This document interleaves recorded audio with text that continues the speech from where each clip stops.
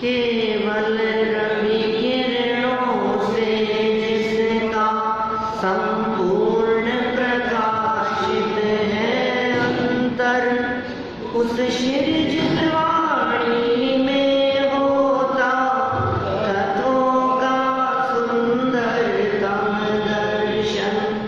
सदर्शन बोध चरण पथ पर अविरत जो बढ़ते हैं मुनिगण, उन देव परम आगत गुरु को शत शत वंदन, शत शत वंदन। देव शास्त्र और गुरु के चरणों में शत शत वंदन करते हुए यहाँ देव शास्त्र गुरु की पूजन कल हमने प्रारंभ की है। इसमें स्थापना और जन्म इन दो छंदों के अर्थ की चर्चा कल तक हम यहाँ कर चुके हैं। बहुत ही सुंदर पूजन है और बहुत सुंदर भाव भरे हुए हैं। एक एक द्रव्य जो समर्पित करते हैं हम अष्ट द्रव्यों में से, प्रत्येक द्रव्य का बहुत सुंदर चढ़ाने का प्रयोजन हम क्यों चढ़ा रहे हैं और उससे तुलना, ये बहुत सुंदर प्रयोग है इस पूजन में। और जैन दर्शन के मूल सिद्धांतों को प्रतिपादन करने वाली यह सुंदर पूजन है। आज तीसरे छंद की तरफ हम आगे बढ़ते हैं। चंदन का छंद है। एक बार स्थापना का तो बोल लिया भी हमने, जल का छंद भी बोल ले एक बार, जिससे कुछ याद भी हो, हैं दिमाग में कोई शब्द भी गूंजते रहें, चलते रहें इस तरह से, और कोई शब्द समझ में न आया हो तो वो भी बात ख्याल में आ गई। इंद्रिय के भोग मधुर विष सम लावण्यमयी कंचन काया,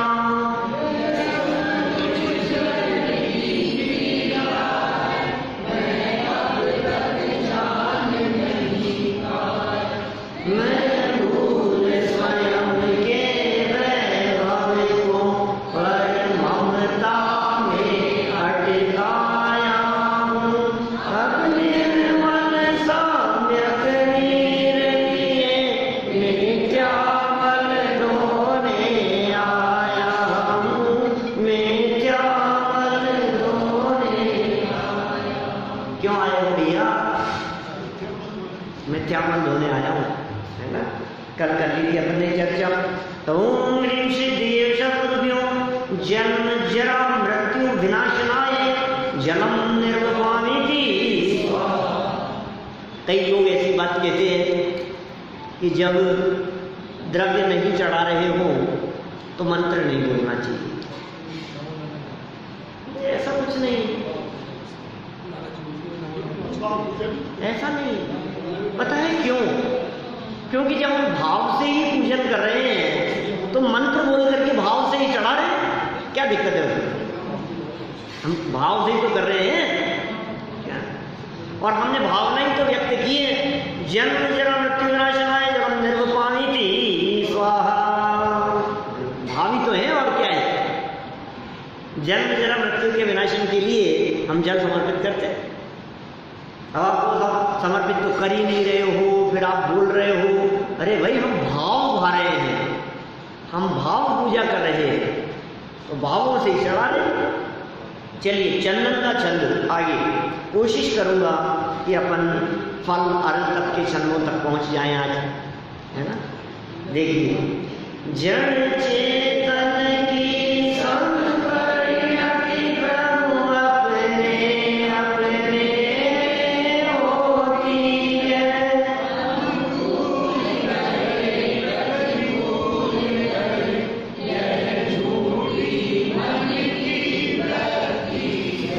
प्रतिकूल संयोगों में क्रोधित होकर संसार बढ़ाया है।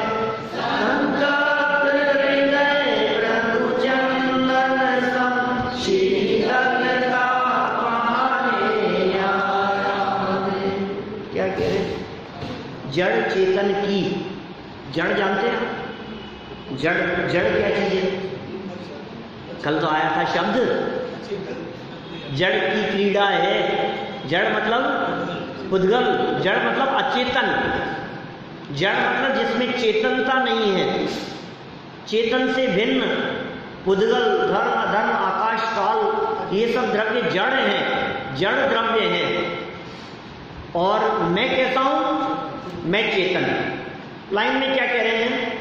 जड़ चेतन की, माने पर की और मेरी, शरीर की और मेरी, ये दोनों अलग अलग चीजें हैं।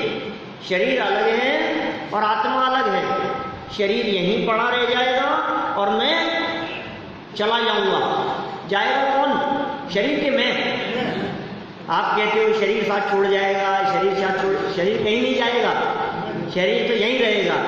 हम शरीर का साथ छोड़कर चले जाएंगे। जड़ और चेतन की परिणति। परिणति मतलब क्या होता है? परिणति मतलब होता है परिणमन। परिणमन मतलब परिवर्तन, बदलाव, चेंजेस। हर समय वस्तु की अवस्था बदल रही है, हर समय परिणमन हो रहा है। परिणमन हो रहा है मतलब परिवर्तन हो रहा है प्रति समय। किसमें परिवर्तन हो रहा है? जड़ में भी और चेतन में भी। ठीक है? जड़ चेतन की सपरिणति, जो भी परिणति है, जो भी परिणमन है, किसमें हो रहा है? अपने अपने में। जड़ का परिणमन जड़ में, चेतन का परिणमन चेतन में। सब अपने अपने हिसाब से बदल रहे हैं। जड़ चेतन की सब परिणति, क्या प्रभु कहाँ हो रही है?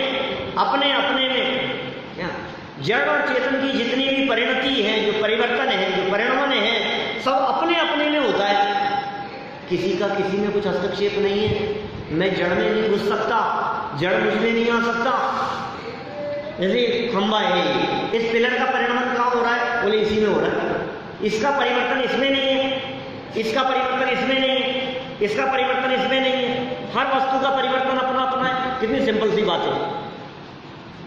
मैं कह रहा हूं मिश्री की मिठास और आम की मिठास एक दूसरे में नहीं है।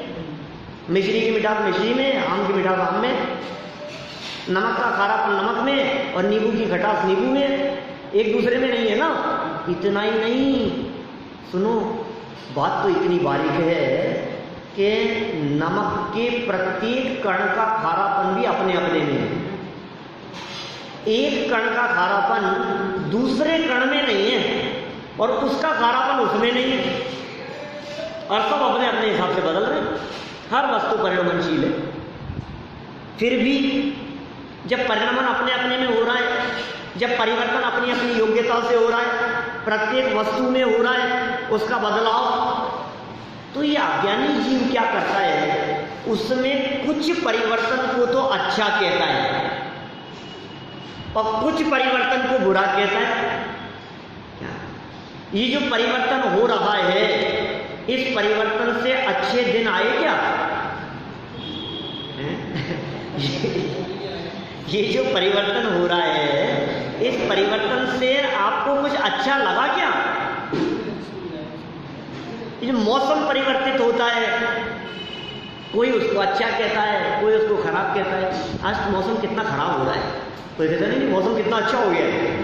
क्या एक कहता है मौसम बिगड़ रहा है, दूसरा कहता है मौसम अच्छा हो रहा है। पापड़ सुखाए थे, छत पे खराब हो गए, छत पे पापड़ सुखाए थे, खराब हो गए। क्या माली कहता है कि ये बहुत अच्छा मौसम हो गया है, और धोबी कहता है मौसम बिगड़ गया। ड्राई क्लीन वाले को कपड़े दिए थे, 6 दिन हो गए, कल लेने के लिए गया तो कहता है नहीं मौसम खराब था, तो वो अभी तो 2 दिन और लगे। गजब हो गया, मौसम खराब था। और माली से पूछो मौसम बहुत अच्छा है, सारे पेड़ पौधे सारे सब बिल्कुल खिल रहे हैं, देखो आप ग्रीनरी चारों तरफ दिखाई दे रही है, कितना अच्छा मौसम है। तो मौसम अच्छा है कि बुरा है? अरे भाई सुनो, मौसम का परिणमन मौसम में होता है, क्या जगत का परिणमन जगत में होता है। हर वस्तु अपनी योग्यता से अपने अपने में परिणमित होती है, लेकिन अनुकूल है या प्रतिकूल है ये तेरी झूठी वृत्ति है अपने मन की। वस्तु का परिणमन तो अपनी योग्यता से। 2 लाइनें हो गई, देखो मैं पढ़ता हूं, वापस लाइन दे दो, सब बोलो। जड़ चेतन की सन परिणति प्रभु अपने अपने में होती है, अनुकूल कहे प्रतिकूल कहे ये झूठी मन की वृत्ति है। झूठी वृत्ति है, ये अच्छा है ये बुरा है, ये अच्छा हो गया ये बुरा हो गया। अच्छे और बुरेपन की हम ही कल्पना कर रहे हैं। वस्तु से तो पूछो। मैं आपसे पूछता हूं लड्डू अच्छा है कि बुरा है, बोलो। अब कोई अच्छा कहेगा कोई बुरा कहेगा।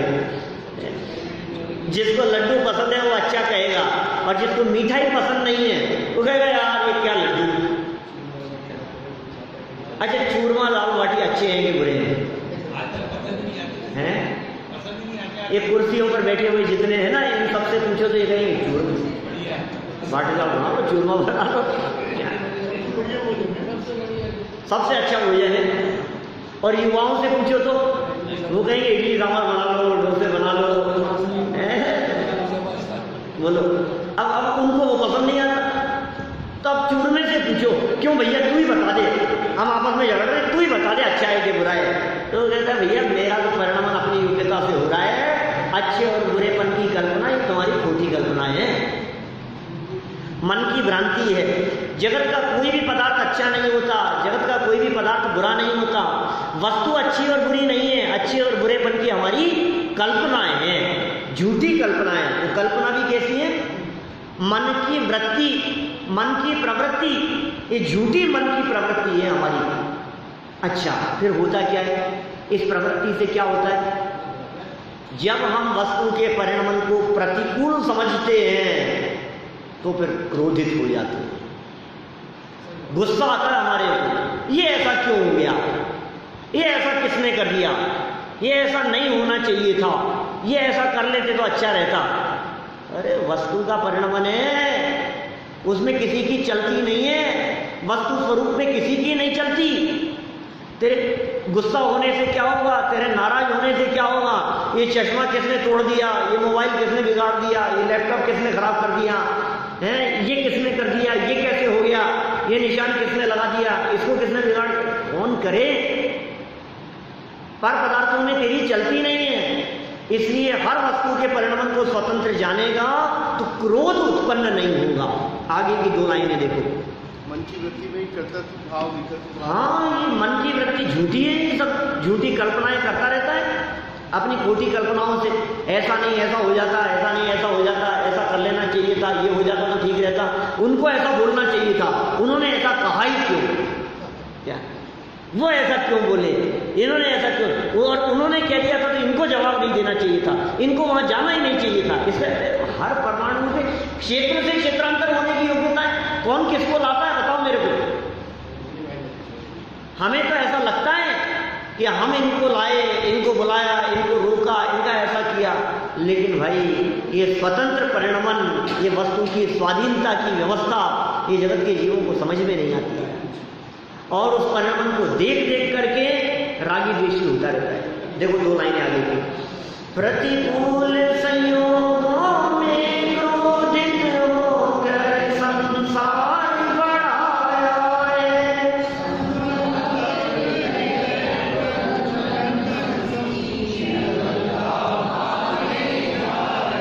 प्रतिकूल संयोगों में क्रोधित होता रहा। भगवान के सामने खड़े हैं, हाथ में चंदन है, चंदन समर्पित करना है, और भगवान के सामने कह रहे हैं हे प्रभु जगत का परिणमन तो अपनी योग्यता से होता है, जड़ हो या चेतन हो सबका परिणमन स्वतंत्र है, लेकिन फिर भी उस सहज परिणमनशील वस्तुओं में जब मेरी इच्छा के प्रतिकूल कोई बात होती है तो मैं बिगड़ जाता हूँ, अंदर से आग बबूला हो जाता हूँ, क्रोधित हो जाता हूँ। प्रतिकूल संयोगों में जब मैं क्रोधित होता हूं तो मैंने ही अपना संसार बढ़ाया है, भगवान ने कुछ नहीं किया। भगवान फल देंगे, कुछ नहीं देंगे। मैंने अपने संसार को बढ़ा दिया है। प्रतिकूल संयोगों में क्रोधित होकर संसार बढ़ाया है, इसलिए संतप्त हृदय है आज मेरा। क्रोध से मेरा हृदय जल रहा है, तप्तायमान हो रहा है, जल रहा है। इसलिए हे जिनेंद्र देव, आपके चरणों की शरण में आकर चंदन के समान शीतलता प्राप्त करने के लिए ये चंदन समर्पित कर रहा हूं आपके चरणों। चंदन शीतलता का प्रतीक है। विष नहीं चढ़ता। मैंने एक दिन शायद पहले भी कहा था ना, चंदन के ऊपर विष नहीं चढ़ता है। चंदन पहले के जमाने की चर्चा की थी, शायद मैंने यही की होगी और तो बात की थी चर्चा। राजा महाराजाओं के जमाने में जब एसी नहीं थे, जब कूलर भी नहीं थे, जब ये पंखे भी नहीं चला करते थे, तब वे राजा महाराजा लोग इस गर्मी से बचने के लिए क्या करते होंगे? मतलब क्या करते थे वो? गर्मी तो उनको भी लगती होगी। पहले के जमाने में राजा महाराजा उस गर्मी से बचने के लिए चंदन का लेप करते थे, क्योंकि चंदन शीतलता देता है। चंदन से तपन मिटती है। चंदन सम शीतलता पाने, चंदन के समान शीतलता। तो क्रोध के कारण जब मेरा अंतरंग जलने लगा, प्रतिकूलताओं को देख करके अंदर से जब मैं संतप्त होने लगा, तो चंदन के समान शीतलता पाने के लिए हे जिनेंद्र देव, यह चंदन आपके चरणों में समर्पित कर रहा हूं। ओम ह्रीं श्री देव शस्त्रुभ्यो संसार ताप विनाशनाय चंदनम निर्वपामिति स्वाहा।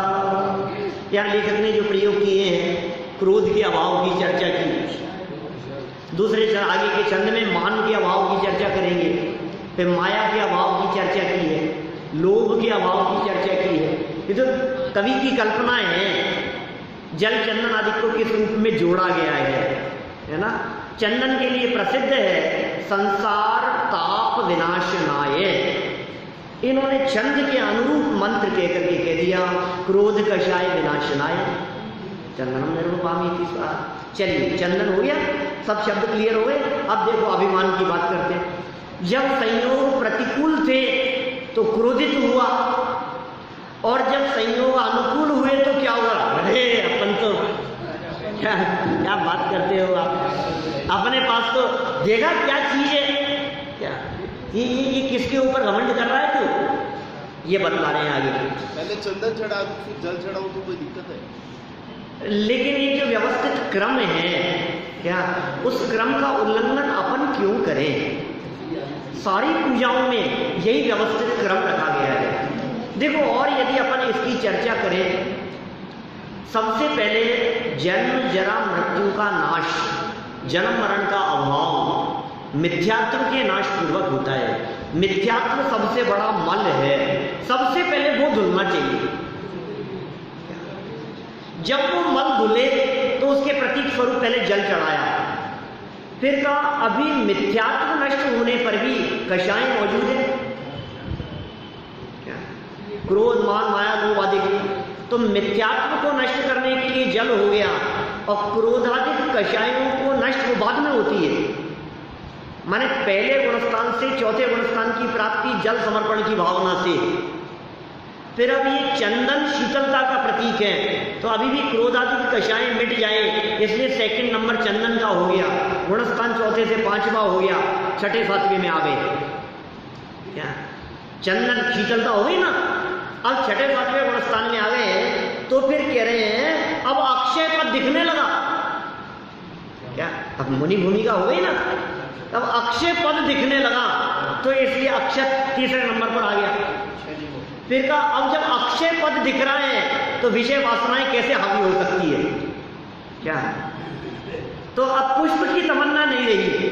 क्या वो काम का प्रतीक है पुष्प, है ना? तो फिर आगे पुष्प की चर्चा हो गई। अब जब पुष्प की चर्चा हो गई, मुनि भूमिका हो गई, अक्षय पद दिखने लगा, अपने स्वरूप में ही आनंद आने लगा, तो जगत का जो जड़ भोजन है ना, इस भोजन का रस टूट गया और आत्मा का ही रस चख दिया। तो वो नैवेद्य की बात हो गई। फिर नैवेद्य के बाद में अभी मुनि भूमिका में आगे बढ़ते जा रहे हैं। अब क्या हुआ, जब मुनि भूमिका में छठे सातवें गुणस्थान से ऊपर चढ़ते हुए जब श्रेणी चढ़ते हैं क्या, तो 10वें गुणस्थान के अंत में जाकर के मोह नष्ट हो जाता है क्या। तो फिर मोहांधकार विनाशनाय दीपम की बात हो गई क्या, मोह नष्ट हो गया, दीप हो गया। अब दीप से जब आगे बढ़ते हैं, मोह अंधकार जब नष्ट हो गया, तो फिर जब और ऊपर चले तो अब तो कर्मों की ज्वालाएं धू धू जलने लग गई। अष्ट कर्म नष्ट होने का काल आ गया अब तो क्या, अनंत अवस्था की प्राप्ति हो गई। अष्ट कर्म दहनाए धूपम। और अब क्या हुआ, अब क्या चाहिए, अरे बोले अब तो मोक्ष फल क्या, अब तो परिपूर्ण अवस्था की प्राप्ति होगी। तो ये क्रमिक विकास है इनमें। तो इस तरह से अपन क्रम जो कहा है, जो एक प्ररूपित है एक पद्धति के रूप में सभी पूजाओं में, उसी को फॉलो करें अपन। ऐसे गुणस्थान से और ऐसे कभी समझ के नहीं। हाँ।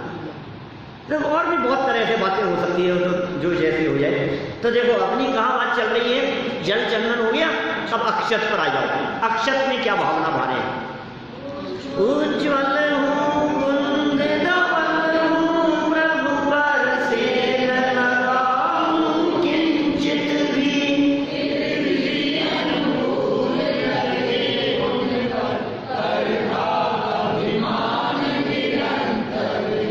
जड़ पर झुक झुक जाता चेतन की मार्दव की खंडित काया, निज शाश्वत अक्षय निधि पाने अब दास चरण रज में आया, अब दास चरण रज में आया।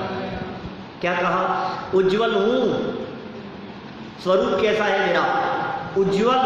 और कुंद धवल, धवल मतलब तो होता है सफेद, और कुंद, कुंद मतलब कुंदन की तरह, कुंदन की तरह पवित्रता, धवल और सफेद, या कुंद पुष्प की तरह धवल, ठीक है ना।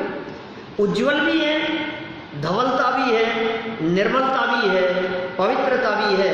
किसमें, मुझ में, मेरे आत्म स्वभाव में, मेरे आत्मा में। और पर से ना लगा हूं किंचित भी। जिस तरह से ये कुंदन की बात समझ लो, गोल्ड की बात समझ लो, वो गोल्ड यदि वर्षों तक भी कीचड़ में रखा रहे,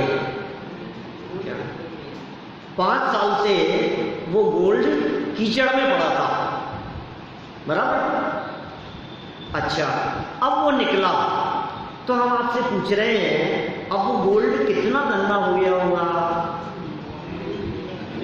पानी से धोने पर अब उसमें कितनी गंदगी है, कुछ भी गंदगी नहीं।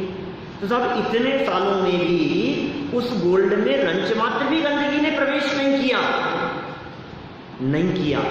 ये कह रहे हैं पर से ना लगा हूं किंचित भी। पर से अत्यंत भिन्नता है। मेरा जो स्वभाव है वो पर से अलिप्त रहता है, वो पर से अछूता रहता है। आत्म स्वभाव पर से भिन्न है, लेकिन फिर भी स्वभाव तो पर से भिन्न है, लेकिन फिर भी मैं पर की तरफ आकर्षित होता रहता हूं। स्वभाव तो पर को छूता नहीं है। आत्मा ने तो लड्डू को कभी छुआ नहीं है, महल मकान आदि को कभी छुआ नहीं है। आत्म स्वभाव ये जीव तत्व कभी भी धन को स्पर्श नहीं करता है, लेकिन फिर भी मेरी स्थिति कैसी है,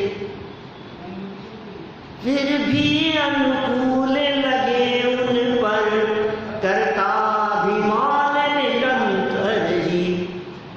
अरे जो जो अनुकूल लगता है, मैं कितना बुरा हूं, मेरी मूछें कितनी अच्छी है, क्या ऐसी मूछें हैं क्या किसी और की, बतलाओ। यहाँ सभा में ऐसी मूछें किसी और की हो तो बताओ।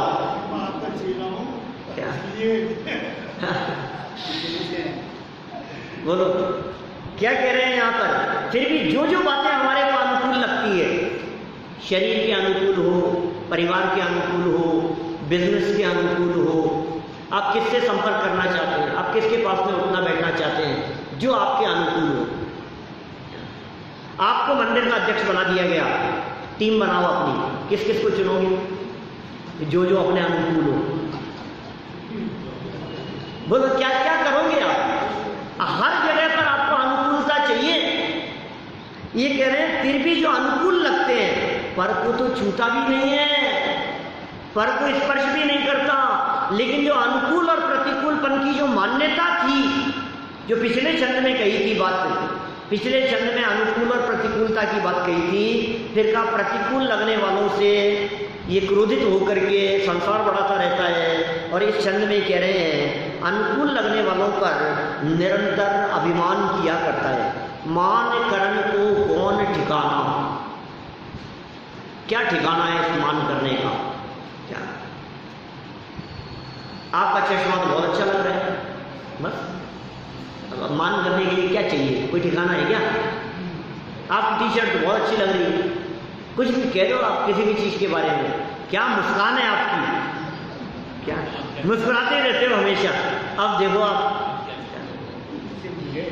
छोटी सी बात में कुछ भी कहने पर आप नहीं, आपका शर्ट, आप नहीं आपकी टी शर्ट, आप नहीं आपका कुर्ता, क्या जूते बहुत अच्छे लग रहे हैं, और ये सोचते हैं जैसे मेरी तारीफ हो रही है।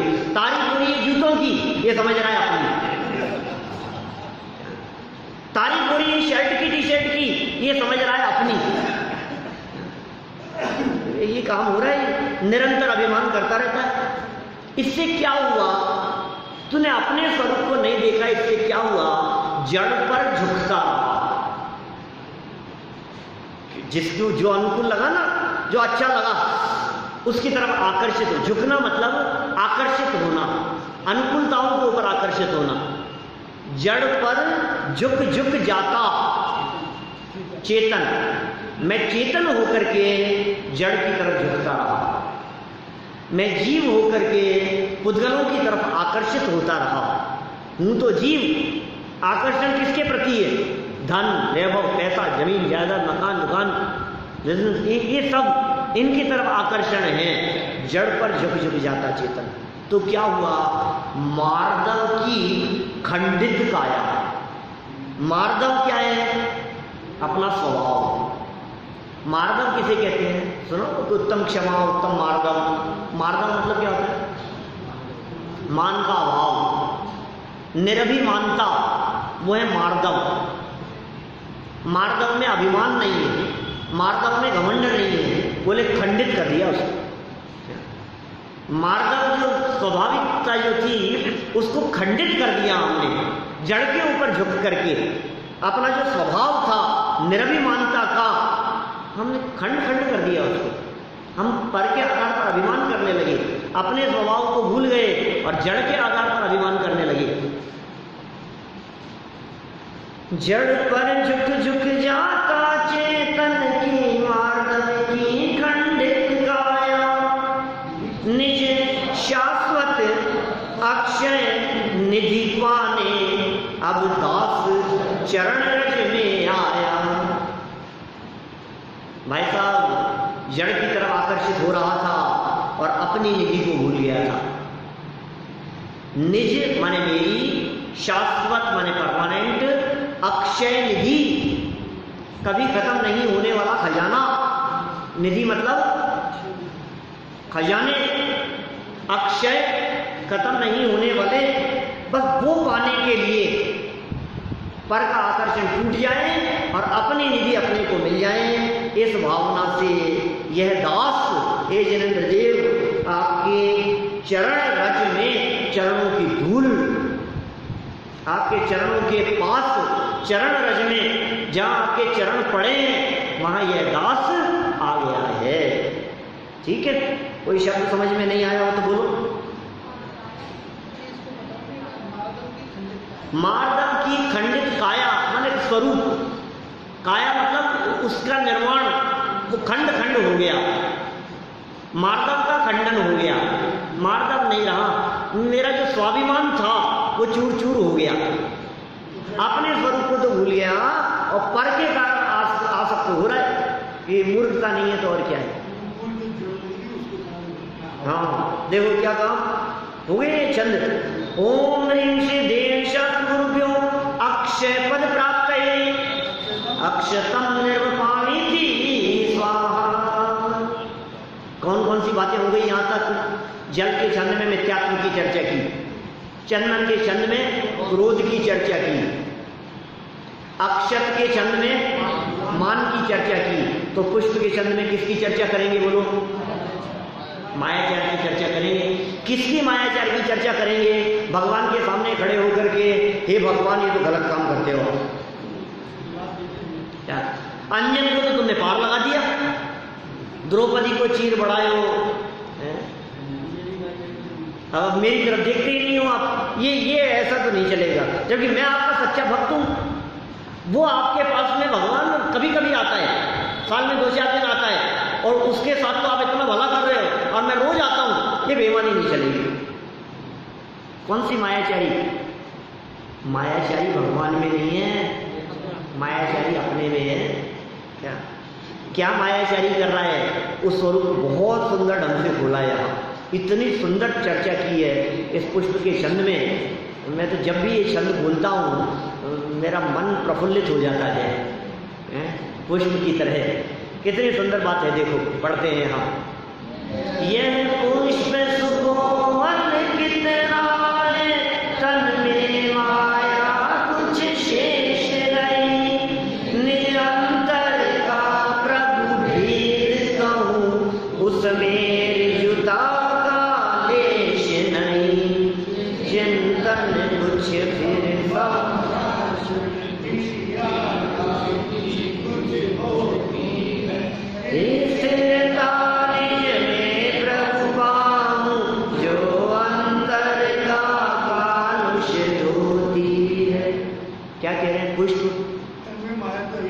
सुकोमल कितना है?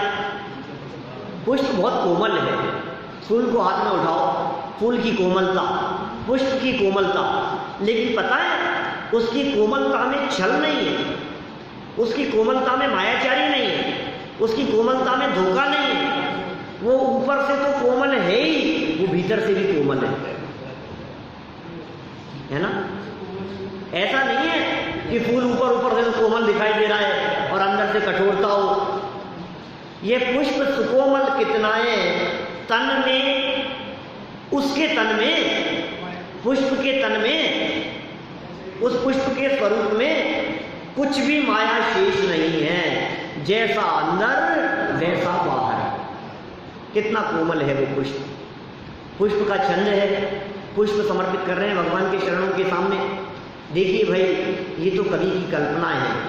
हमारे यहाँ जैन परंपरा में सचित्र फूल चढ़ाने की परंपरा नहीं है, क्या नहीं होनी चाहिए। जैनियों की भी परंपराओं में कुछ फूल चढ़ने लगे हैं, कुछ बाहुल्यता से ये बात होने लगी है। पुष्प चढ़ने संबंधी, क्या पुष्प वृष्टि संबंधी, ये हमारे यहाँ परंपरा नहीं। एक स्थान पर बहुत पुरानी बात है, मेरे गले में फूलों की माला डाली जानी थी क्या मंच पर, और मैंने मना कर दिया कि नहीं, मैं नहीं पहनता। हमने तो शादी में नहीं पहनी फूलों की माला, तो धार्मिक कार्यक्रमों में कैसे पहनेंगे हम, है ना फूल। अच्छा क्या हुआ फिर? तो उन्होंने कहा क्या आपको फूल पसंद नहीं है? क्या फूल पसंद नहीं है आपको? फूलों की माला नहीं पहनते आप? तो मैंने कहा मुझे फूल बहुत पसंद है, इसलिए नहीं पहनता। क्या बात कर रहे हो आप? फूलों की शोभा वो उनके पौधों पर है, जहां वो सुशोभित होते हैं। वहां से तोड़ देने के बाद तो उनका जीवन पूरा हो गया, मर गए वो तो। माने कितनी हिंसा होती है उसमें। मैं आपको सच्ची घटना बतलाता हूँ। हमारे डॉक्टर दीपक जी हैं, आयुर्वेदाचार्य हैं, अच्छे विद्वान भी हैं। वो बहुत समय पहले वो फूलों को लाकर गुलकंद बनाया करते थे।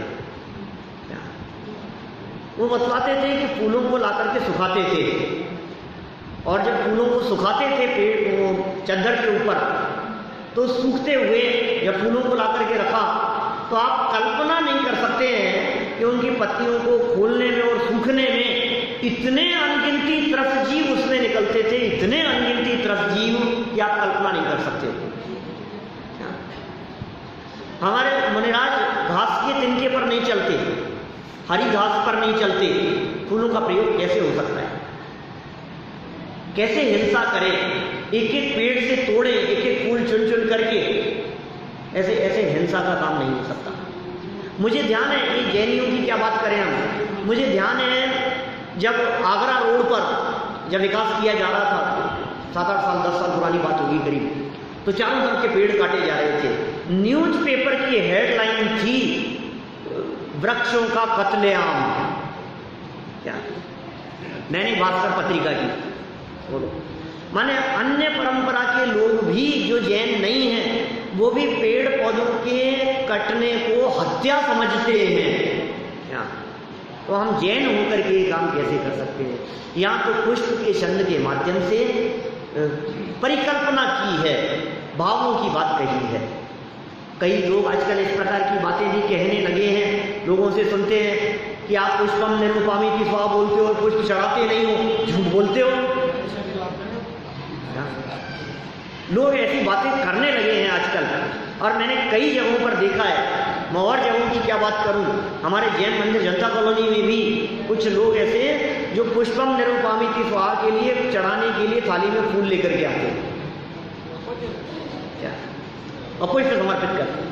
बहुत ऐसा जगह जगह पर ऐसा होता है। आप झूठ बोल रहे हो, आप झूठ बोल रहे हो, तो भैया फिर हम ये कहेंगे, सुनो, यदि तुम इसे झूठ कहोगे तो पूजाओं में तो पता है कौन से पुष्पों की बात कही है।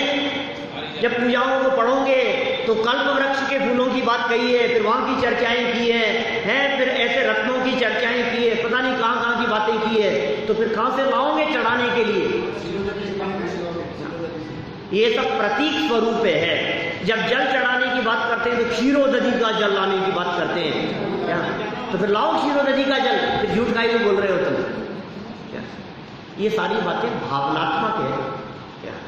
इनमें वस्तु से संबंध नहीं है, भावना से संबंध रखने वाली चीजें हैं ये। और हम भावना भा रहे हैं। पुष्प की अच्छाई को देखकर अपनी अच्छाई, अपने में पुष्प जैसी अच्छाई प्रकट हो जाए, इस तरह की बहुत सुंदर तुलना यहाँ की है। और कहा है पुष्प तो कितना सुकोमल है, उसके अंदर में माया नहीं है, भगवान के सामने खड़े हैं और रंगे हुए वो पुष्प, केसर से रंगे हुए, कलर किए हुए वो जो पुष्प हैं, वो पुष्प हमारे हाथ में हैं, कलर्ड चावल, और हम भगवान के सामने पुष्प समर्पित करते हुए भावना क्या भा रहे हैं, क्या बात कह रहे हैं उनसे? पुष्प तो कोमल था। निज अंतर का प्रभु भेद कहूं, उसमें रिजुता का लेश नहीं। निज अंतर का, मेरे अंदर की बात है भगवान, हे शांतिनाथ भगवान सामने आप विराजमान हैं, हाथ में पुष्प हैं। पुष्प तो बहुत कोमल होते हैं, अंदर बाहर से कोमलता है, उनकी तो सरलता है। निज अंतर का, मेरे अंदर का हे भगवान, मैं भेद जानते हैं क्या किसे कहते हैं? अंतर का भेद मतलब राज, सीक्रेट। मैं दिल की बात कह रहा हूं हे भगवान आपसे, किसी और के सामने नहीं कही है। क्या लोग तो मेरे ऊपर उंगलियां उठा, किसको कहूं मैं मेरे मन में क्या चलता है? हे भगवान आपके सामने कह रहा हूं, निज अंतर का प्रभु भेद कहूं, उसमें रिजुता का, रिजुता मतलब सरलता, क्या? उसमें सरलता का लेश मात्र भी नहीं है। ऊपर ऊपर तो हंस करके बोलता हुआ दिखाई देता हूं, लेकिन अंदर में काट करने की भावना रहती है। मैं क्या बताऊं आपको मेरे दिल की बात, क्या है मेरे अंदर की बात, क्या बताऊं प्रभु? आज के जगत के जीवों की दशा नहीं है ऐसी, ऊपर से चिकनी चुपड़ी बातें करना और अंदर से काट करना। आज के मानव के लिए साधारण सी बात है ना, ऊपर से मुस्कुरा करके बात करेंगे और अंदर में द्वेष बुद्धि, अंदर में कषाय बुद्धि। ये तो मायाचार है, ऊपर से कुछ और अंदर कुछ, इसे मायाचारी कहते हैं, इसे छल कहते हैं। निज अंतर का प्रभु भेद कहूं, उसमें रिजुता का रिजुता नहीं है, उसमें सरलता नहीं है, उसमें कोमलता नहीं है। हे भगवान मैं क्या कहूं आपसे? करते क्या हो कि बतला दूं अंदर की बात, सच सच बता दूं? चिंतन कुछ, संभाषण कुछ के, या कुछ की कुछ होती है।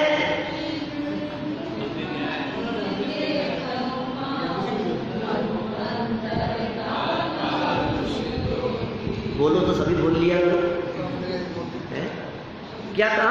चिंतन कुछ, चिंतन में तो कुछ चलता है, सोचता तो कुछ हूं, संभाषण कुछ, बोलता कुछ हूं, सोच क्या रहा हूं और बोल क्या रहा हूं? क्या सोच तो रहा हूं कैसे भी करके ये ले ले और बोल ये रहा हूं। अजीब सा लागत मूल्य में दे रहा हूं आपको, क्या लागत मूल्य में ही। कितने ही दुकानदार दिव्य जी ऐसे मिलते हैं जो दुकान वाले हमसे ये कहते हैं, अरे पंडित जी आपसे, आपको तो क्या, हम भी सोचते हैं यार दुकान खोल करके बैठा है क्या? ऐसा होता है, ऐसा होना चाहिए। हाँ, इतना जरूर हो सकता है कि आप औरों से यदि 20-25% तक कमाते हो तो 2-5% लो, क्या एक्चुअल हो, है ना, जो योग्य है 5% 10% जो भी है, लूटने जैसी स्थिति नहीं होगी। लेकिन ये ऐसा कैसे हो सकता है? क्या मैं बोल क्या रहा हूं, मैं सोच क्या रहा हूं, मैं कर क्या रहा हूं, मेरे एक्शन इशारे क्या हो रहे हैं? देखो आप 220 पेज पर जो चित्रण किया मोक्षमार्ग प्रकाशक में, आप खोल करके तो देखो, भगवान के सामने खड़ा है, मुंह से तो अर्घ बोल रहा है, शब्द तो वो चल रहे हैं और मन में चल रहा है भगवान देखो यार मैं तो चढ़ा रहा हूँ यार, पूजा कर रहा हूँ आज, क्या रोज तो करता नहीं हूँ, आज करने के लिए आया हूँ, इस पूजा का फल वो मिल जाए मेरे को। बार तो पूजा बोल रहा है, अंदर में मन में वो चल रहा है और देख किसे रहा है? इधर तो अर्घ है और सामने भगवान है और देख रहा है कौन क्या कर रहा है, क्रिया क्या चल रही है तेरी? क्रिया से इधर उधर हो रहा है, वचनों का आता पता नहीं है और मन में क्या चल रहा है तुझे कुछ ठिकाना नहीं है। और हे भगवान देखो कवि की कितनी सरलता है, भगवान के सामने हाथ में पुष्प समर्पित करते हुए कितने हृदय की कठोरता को कितना स्पष्ट शब्दों में यहाँ उजागर कर दिया है। ये सीक्रेट है ये अंदर का, मेरे अंदर के सीक्रेट को मेरे अलावा कौन जानता है? मेरे अंदर की बात को कौन जानता है? किसको पता है कि मेरे अंदर में क्या चलता है? अंदर में चलने वाली कषाय, अंदर में चलने वाली मायाचार, अंदर में चलने वाला छल, अंदर में चलने वाली धोखाधड़ी का परिणाम, बेईमानी का परिणाम, राग द्वेष का परिणाम, जो कुछ भी मेरे अंदर में चलता है प्रभु, अंदर में कुछ चलता है, बाहर में कुछ दिखता है। इसलिए एक वाक्य बहुत पहले पता नहीं कौन से विद्वान का था, वो वाक्य दैनिक भास्कर ने कॉर्नर पर पढ़ा था बहुत सालों पहले। मैंने कहा है कभी यहाँ आप सुभाषित वाक्य जैसा, आप जगत के जीवों के सामने जैसा दिखने का प्रयास करते हो वैसे अंदर से हो जाओ तो आपका जीवन बहुत सुंदर हो जाएगा। जैसा आप दिखना चाहते हो, जैसा आप दिखाना चाहते हो, जैसा आप प्रदर्शित करना चाहते हो अपने आप के बारे में, वैसे अंदर से हो जाओ। लेकिन दिखाना तो चाहते हैं हम कि हम अति भोजन नहीं करते, क्या अरे नहीं वो देख लेंगे, अरे उनके सामने बंद कुछ नहीं लिखा है, अरे तो अंदर से बदल जाना। दिखाना तो ये चाहता है कि मैं ऐसा नहीं करता, मैं ऐसा पापी नहीं हूं, दिखाना तो ये चाहता है मैं बहुत अच्छा हूं, मैं बहुत सरल हूं, अरे तो अंदर से क्यों नहीं सरल हो जाता? ये पुष्प के साथ में कितनी सुंदर यहाँ तुलना की है अपने आप की।